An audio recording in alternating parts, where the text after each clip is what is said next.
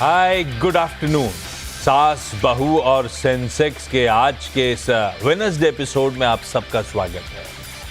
आज अपनी मदद करने के लिए अरिहंत कैपिटल मार्केट्स से इंदौर से कविता जैन जुड़ती हैं। Kavita ji hi good afternoon. आता हूँ बस आपके पास। पहले तो वो जो तरीके हैं CNBC सेवास के इस प्रोग्रामिंग से जुड़ने के, टीम बैकएंड टीम से बातचीत करने के, ताकि आपकी क्वेरी यहाँ पे रिजॉल्व हो सके, आप इस शो में शिरकत कर सकें, उसके लिए दो तरीके हैं।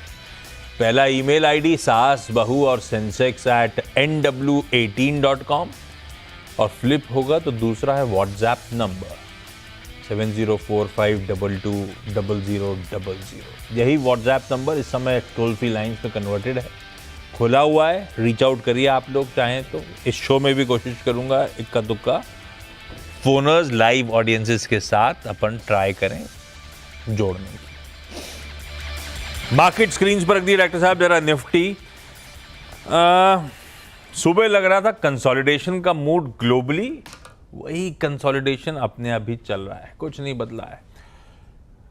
मोटा मोटी कह लीजिए 50 पॉइंट नीचे और 40-50 पॉइंट ऊपर, यह है दायरा भारतीय बाजारों का। यह है रेंज जिसमें हम सुबह से कामकाज कर रहे हैं।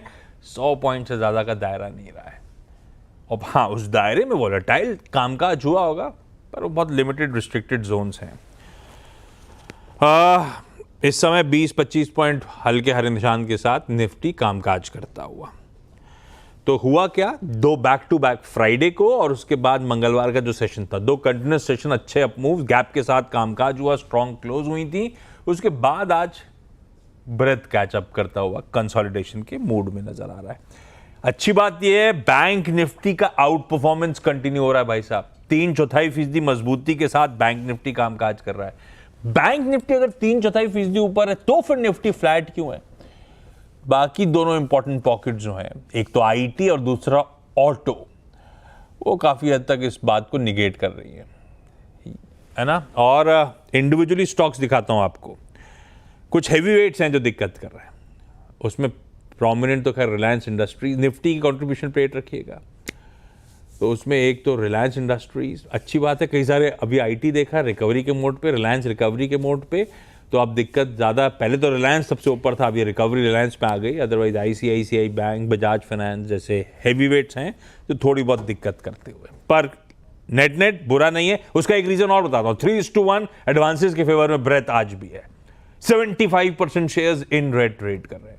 हमने अच्छी 2 दिनों की ब्रेथ देखी थी प्रीवियस, और आज भी ब्रेथ अब धीरे धीरे और इंप्रूव होती हुई नजर आ रही है। तो सेशन बुरा नहीं चल रहा है, पर निफ्टी पे करना क्या है, कितना और मोमेंटम है, कितने और लेग्स हैं फर्दर अप मूव्स के, ये जान लेते हैं। कविता जी क्या कहती है आप लोग की स्टडी निफ्टी 50 को लेकर?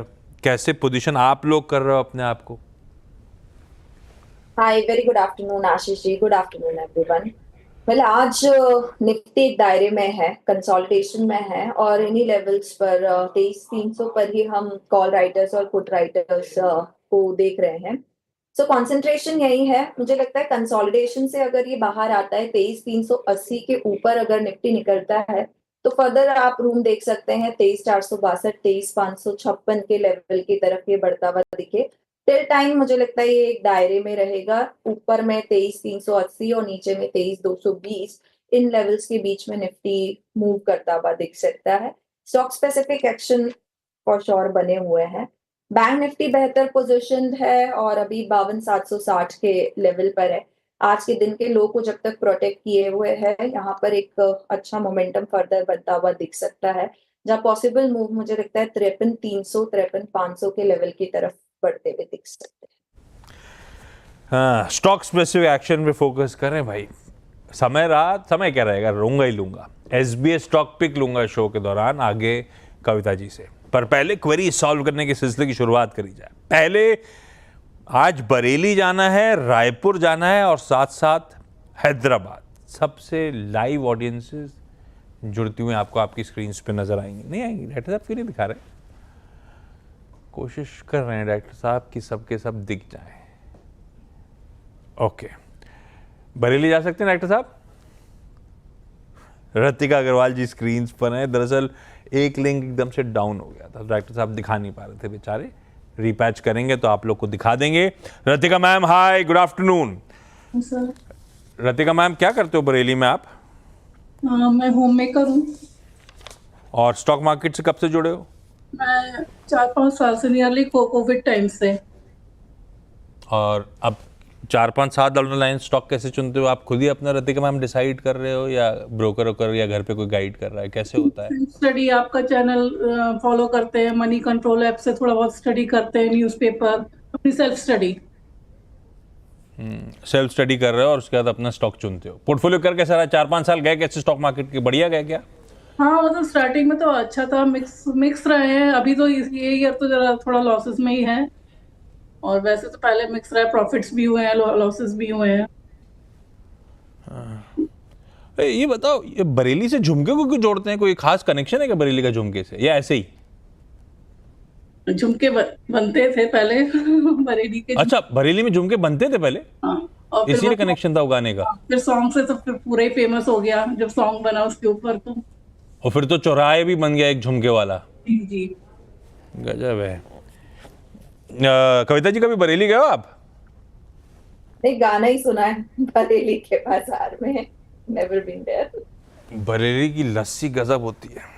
अब पता नहीं कितनी फेमस अब रह गई है, एक जमाने में तो दीनानाथ की लस्सी करके बुलाई जाती थी, गजब लस्सी थी। तो आप आइए कभी। मैं आता था, अब तो खैर नहीं आता हूँ, लेकिन पहले तो बहुत बरेली आता था। पहले मेरी हर समर वेकेशन बरेली में बीतती थी, वो रामपुर गार्डन्स में। अच्छा, रतिका मैम पहला सवाल कौन सा? मेरे पास एनटीपीसी ग्रीन के 200 शेयर्स हैं 104 के रेट पे।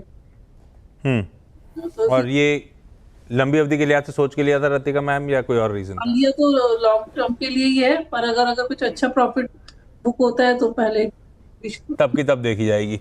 ठीक है। कविता जी ले लिया एनटीपीसी ग्रीन।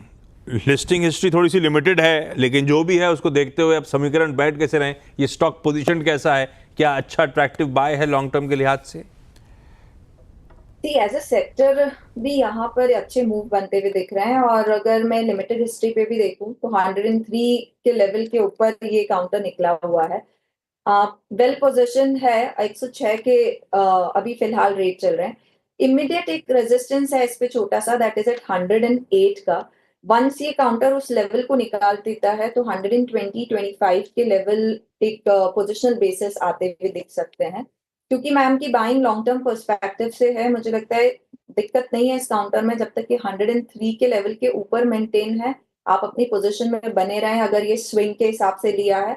अदरवाइज अगर लॉन्ग टर्म इन्वेस्टिंग अगर आपने की है तो 98 के ऊपर जब तक मेंटेन है, देयर इज नो इशू, 120-25 के लेवल्स आते हुए दिख सकते हैं। अरे वाह, मिलेंगे बढ़िया अपसाइड मिलेंगे रतिका मैम। दिक्कत वाला बढ़िया स्टॉक लिया है आपने। थोड़ा सा ध्यान रखिएगा नीचे के जोन्स, अगर वो ब्रीच होगा तो दिक्कत है, अदरवाइज लक तो ऐसा रहा है कि रिस्क रिवॉर्ड फेवरेबल है, अच्छे खासे मीनिंगफुल अपसाइड स्टॉक यहां से डिलीवर कर सकता है। रायपुर चल रहा हूं, इंदिरा तापड़िया जी जुड़ती हुई। अच्छा, इंदिरा मैम का ही लिंक गड़बड़ा गया था। जब पता है मैं लेने वाला था आपको स्क्रीन पे, आपकी स्क्रीन उल्टी हो गई थी मैम, इसलिए दिखाई नहीं पाया आपको। हो सकता है। हाँ, इंदिरा मैम कब से स्टॉक मार्केट से जुड़े हो? पहले सिर्फ एसआईपी में इन्वेस्टमेंट होता था। हाँ। फिर शेयर्स में इंटरेस्ट था तो सोचा कि चलो इसको भी करते हैं, और फिर रिसर्च करने लगी, प्रमोटर होल्डिंग और ये वो सब देखकर इंटरेस्ट आने लगा तो फिर शेयर्स लेना शुरू किया। 2020 एसआईपी मतलब म्यूचुअल फंड की एसआईपी या स्टॉक वगैरह की एसआईपी भी करते थे आप? हाँ, म्यूचुअल फंड एसआईपी। हाँ, ओके। और आप खुद स्टॉक्स में भी करने लगे हो। क्या बेहतर कर रहा है, आपके फंड मैनेजर बेहतर करते हैं कि आप बेहतर करते हो? फंड मैनेजर अपना काम कर रहे हैं, मैं अपना कर रही हूँ। अच्छा कौन कर रहा है? अच्छा तो मैं ही कर रही हूँ। सेल्फ कॉन्फिडेंस होना चाहिए सर। मैं पूछूंगा नहीं कौन कौन से फंड्स आपके पास हैं, नहीं तो बेचारे सब फंड मैनेजर भी परेशान हो जाएंगे। इंदिरा मैम पहला सवाल कौन सा? मेरे पास ज्योति लैब के 40 शेयर्स हैं एट द रेट ऑफ 332। हाँ। ये मेरे एवरेजिंग करके लिए, बीच में मैं प्रॉफिट लेके निकल चुकी हूँ। अब मेरे पास सिर्फ 40 शेयर्स हैं, तो अभी ये शेयर्स बहुत ज़्यादा काम नहीं कर रहा है, बढ़ नहीं रहा है, तो इसमें बढ़ना चाहिए या निकलना चाहिए? इंदिरा मैम पूरी स्क्रीन पे घूम रही हैं, पहले उल्टी हो गई थी, फिर दूर चली गई, अभी एकदम पास आ गई। अच्छा इंदिरा मैम, ये ज्योति लैब्स का आइडिया क्यों आया? आप खुद के स्टडी कर रहे हो तो फंडामेंटली अच्छा लग रहा था आपको, पढ़ने में अच्छा लग रहा था ऐसा? लेडीज लोग अपने घर में देखते हैं ना हम लोग क्या मटेरियल सामान यूज कर रहे हैं, हाँ। उजाला, हेंको, ये सारी चीजें हम जनरली यूज करते हैं। तो ऐसा लगता है कि जो हम यूज करते हैं और हमारे आसपास के लोग जो यूज करते हैं और वो चीज अगर अच्छी हो तो फिर उसमें देखना चाहिए, लेना चाहिए। बिल्कुल सही कह रहे हो आप। सबसे इजी वे है स्टॉक मार्केट में स्मार्टली इन्वेस्ट करने का। जो बिकता है वही चलता है भाई सब बाजार में। और ज्योति लैब का स्टॉक फिर ठीक है, मैम इस्तेमाल करती हैं, अड़ोसी पड़ोसी इस्तेमाल करते हैं, तो इसका प्रोडक्ट अच्छे हैं। पर चार्ट अच्छी है कि नहीं, ये कविता जी बताएंगी। कविता जी, ये ज्योति लैब में मैम के नहीं चलता नहीं है, फिर भी 40-45 रुपए का गेन हो रखा है। एक बार मुनाफा बांध भी चुकी हैं और स्टॉक मार्केट में हम सब के पोर्टफोलियो लाल हैं, इनको मजबूती में भी परेशानी हो रही है। रखना है कि नहीं, ये बताइए आप। तो ज्योति लैब्स का चार्ट स्ट्रक्चर जब देख रही हूँ तो मुझे लग रहा है एक इमीडिएट रेजिस्टेंस है काउंटर पर 377। वहीं से काउंटर पर हमने लिटिल प्रॉफिट बुकिंग आते हुए देखी है। क्योंकि मैम अभी एक प्रॉफिट में भी है, मुझे लगता है ट्रेलिंग स्टॉप लॉस इन्हें मेंटेन करना चाहिए अंटिल काउंटर 367 के ऊपर मेंटेन है। आप अपनी पोजीशन में बने रह सकते हैं। वंस 377 जो कि एक स्मॉल रेजिस्टेंस है उसे क्रॉस कर देता है तो 410 के जोन ओपन होते हुए दिखते हैं। अकॉर्डिंगली आप ट्रेल एसएल का अप्रोच रखें और अभी से कैरी करें अपने पोजीशन को 367 के स्टॉप लॉस के साथ। कैरी करिए मैम, बढ़िया है। यहाँ पे 400 प्लस जाने की तैयारी तो कर ही रहा है, लग रहा है 410 तक के कविता जी को चार्ट्स पे टारगेट्स नज़र भी आ रहे हैं। होल्ड करेंगे इंदिरा मैम अपने स्टॉक को। अगली क्वेरी के लिए आता हूँ, पहले हैदराबाद जा रहा हूँ। स्वाति राठी जी स्क्रीन पर आएंगी। Swati ma'am hi, good afternoon. Swati ma'am दिखाई नहीं डॉक्टर साहब? स्वाति मैम क्या करते हो आप हैदराबाद? अपनी मुलाकात हो चुकी है क्या सर? बहुत बार। हाँ, इस शीट में मेंशन नहीं था, मुझे लगा देख के आपको। स्वाति मैम कैसे हो आप? मैं ठीक हूँ सर, आप कैसे हो? बिल्कुल ठीक। Welcome back on the show Swati ma'am. सवाल कौन सा पहला? सर अभी फिलहाल तो निफ्टी पे ही पूछना है मुझको। हाँ। अभी जैसे मार्केट में इतनी वोलेटिलिटी चल रही है, हाँ। अभी ना टेक्निकल काम कर रहा है ना कोई फंडामेंटल काम कर रहा है। आज उठेंगे तो 1000 पॉइंट ऊपर है, कल सो के उठेंगे तो 1000 पॉइंट नीचे है। अभी तो सिर्फ ट्रम्प का मूड काम कर रहा है। हाँ। तो ऐसे में हम अपने पोर्टफोलियो को कैसे सेफ गार्ड करें? इंडेक्स पे ज्यादा ध्यान दें या इंडिविजुअल शेयर्स पर ज्यादा ध्यान दें? इंडेक्स पे ध्यान दें मतलब आप पैसा लगाते हो इंडेक्स पे ETF के थ्रू, है ना? जैसे निफ्टी का ETF है, बीज है, उनमें ज्यादा इन्वेस्टमेंट रखे या फिर कोई पर्टिकुलर शेयर जो अपने मतलब हाई से अच्छा खासा करेक्ट हो चुका है उस पे ज्यादा ध्यान अब रखे? ये कहना मुश्किल होगा, ये आपकी सेल्फ स्टडी है। कितने कॉन्फिडेंट हो आप उस स्टॉक को लेकर, फंडामेंटली जो आपने पढ़ाई करी है उसको लेकर। क्योंकि निफ्टी ETF से कई सारे स्टॉक्स उसी निफ्टी 50 के उससे आउट परफॉर्म कर रहे होंगे, बट ऑब्वियस है। खैर Kavita ji, as a layman मेरे लिए आंसर क्या होगा इसका? ऐसे बाजार की वॉलेटिलिटी नेविगेट करना, और ये मान लीजिए कि मैं थोड़ा सा क्षमता लिमिटेड है मेरी, फंडामेंटल टेक्निकल्स आप जैसे नहीं हैं, तो मैं क्या करूं? इस समय ज़्यादा बेहतर है इंडेक्स के ETFs में पैसा झोंकूं, हर गिरावट में एक्यूमुलेट करता चलूं, या इंडिविजुअल स्टॉक्स के थ्रू पोर्टफोलियो ऐड करूं इंडिविजुअल स्टॉक्स को, उससे तेजी खेलूं? तो आशीष जी, अगर हाँ। ETFs आप देख रहे हैं तो ETFs तो एक बहुत अच्छा रूट है वेल्थ बिल्डअप करने का। अब ये डिपेंड करता है कि मैम का रिस्क एपेटाइट ऑब्जेक्टिव क्या है और कितने ड्यूरेशन के लिए। अगर वेल्थ बिल्डिंग ही हम देख रहे हैं तो इस वोलेटाइल मार्केट में दो चीजों का आपको ध्यान रखना चाहिए। स्टॉक स्पेसिफिक को देखें तो काफी सारे क्वालिटी स्टॉक्स को लेकर ही निफ्टी बना हुआ है, एक already well diversified concentrated portfolio है। तो अगर डीप करेक्शन दिखता है, एज ए लेमन भी अगर आप देखें तो ETF एक अच्छा रूट है। डीप करेक्शन में आप अच्छा पैसा लगाइए, लमसम आप वहां पर इन्वेस्टमेंट कर सकते हैं। अगर डीप करेक्शन नहीं दिख रहे हैं, छोटे छोटे करेक्शंस आते हैं, तो यहाँ पर स्टेगर्ड मैनर में निफ्टी ETF में आपको अपना फंड पैसा डालना चाहिए, जहां एक अच्छे लंबे समय में आप अच्छा ग्रोथ आते हुए देखेंगे। तो it's a good route. Nifty 50 Nifty ETF काफी सारे आपके पास अवेलेबल है। SBI का निफ्टी ETF अच्छा है, निपॉन का अच्छा है, वहां पर आपको पैसा लगाना चाहिए। बस ध्यान रखें कि अच्छे डीप करेक्शन अभी हमें दिखे, जैसा आप ही अभी डिस्कस कर रहे हैं टैरिफ को लेकर, तो डीप करेक्शन में पैसा लगाने का मौका होता है lump sum at that time. So this is the good route I. Okay, Ratika ma'am अगला सवाल। सर मेरे पास 105 शेयर्स हैं CDSL के। 1140 के रेट पर। उसी का पूछना है किसका। 1140 पे खरीदें CDSL 105, और ये क्यों लिए रतिका मैम? लंबी अवधि के लिहाज से? जी हाँ सर, लॉन्ग टर्म के लिए लिया है ये। और यही सवाल मेरे ख्याल से स्वाति जी का भी है। स्वाति जी, आपके पास भी CDSL है ना? मेरे पास भी है, 100 शेयर्स है, रेट ऑफ 1200। अभी रिसेंटली लिया है मैंने। एक्चुअली ये अच्छा खासा करेक्ट हो गया है ऊपर से, और जैसे कि NSE का IPO भी आने वाला है, न्यूज है, तो मुझे ऐसे लग रहा है कि इसमें इन्वेस्ट कर सकते हैं और ज्यादा। NSE का IPO आने वाला है, ये तो सुनते सुनते मुझे काफ़ी साल हो गए। हाँ, ये बात तो सही, आने वाला है। ऐसे में कैपिटल मार्केट से रिलेटेड स्टॉक्स हो सकता है हरकत में आए कविता जी।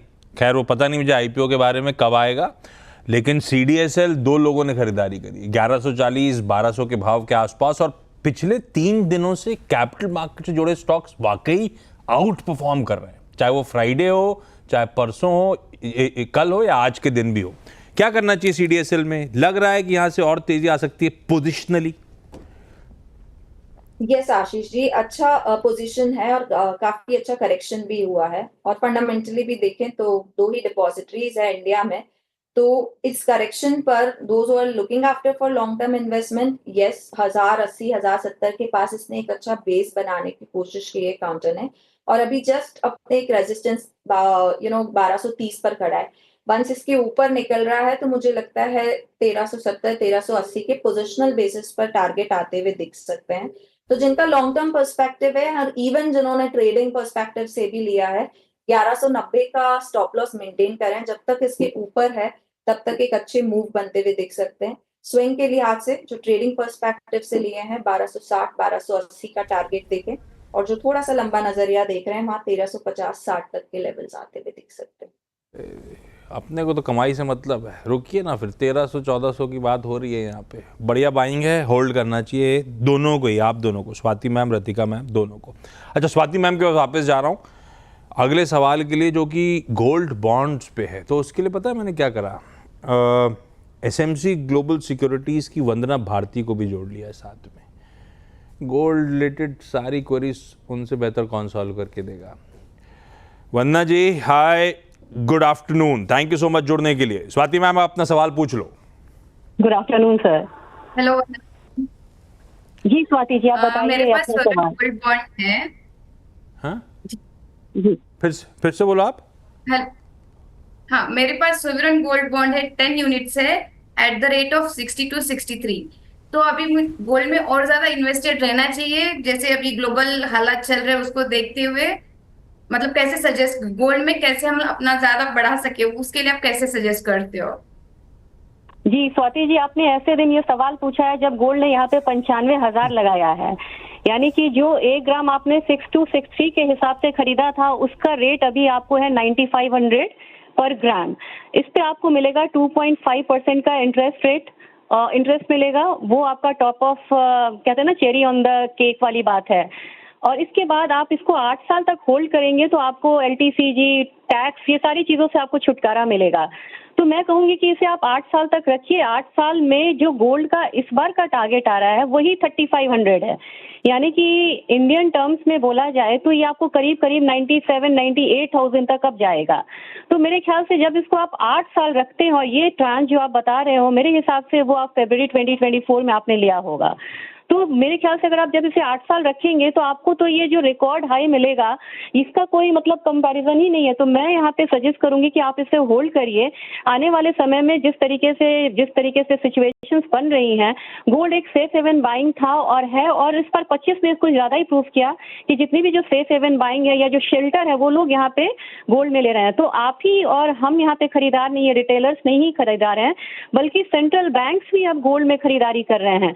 तो आपने ऐसे एसेट में पैसा लगाया जिसमें सेंट्रल बैंक से लेकर रिटेलर सारे यहाँ पे इन्वेस्टेड है, ETF बाइंग भी यहाँ पे बढ़ रही है। तो मेरे ख्याल से स्वाति जी, आपका एटलीस्ट 5 to 10% का जो पोर्टफोलियो का हिस्सा है, चाहे वो गोल्ड ETF हो, बॉन्ड हो, फिजिकल गोल्ड हो, किसी भी प्रकार का गोल्ड हो, उसमें रहना चाहिए। और चाहे तो आप इसमें सिल्वर को भी ऐड कर सकते हैं। खूब तेजी हो चुकी है और अभी तो लंबी अवधि में बहुत तेजी बाकी है। Vandana ji, thank you so much Swati ji की चेहरे पे मुस्कुराहट लाने के लिए, थैंक यू और ये क्वेरी सॉल्व करने के लिए। इंदिरा मैम, अगला सवाल।